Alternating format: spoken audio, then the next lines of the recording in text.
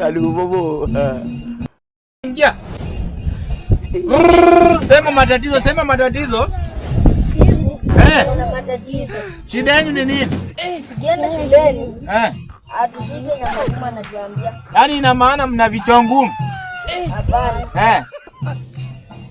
Kila mtu aseme shida yake. Wewe uko na shida gani? Ungekuwa kwanza mnaongea kama mmeinama chini. Si kuongea hapo, sio shule ama sio kweli. Hapo mmefika kwa mganga.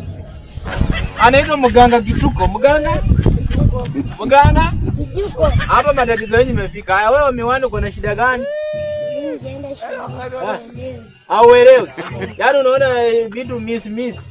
Hauelewi kabisa. Wewe? Kama nikikaa nyumbani. Hata sioni kama hata nakula chakula. Nakuwa tuna hasira tu. Na shuleni unaona kitu kwa darasa? Hapana. Huyo mtu, kuna mtu amewafanyia kitu kibaya sana. Sasa kama wewe una appetite ya kukula, wewe uone kitu shule. Kuna mtu ameweka mavi nyuma ya nyumba. Umesikia?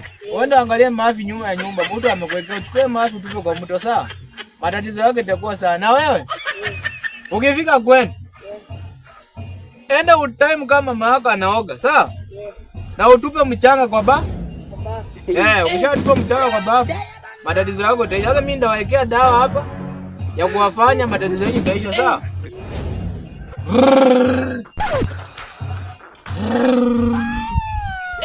Sasa kumaliza matatizo yenu kabisa,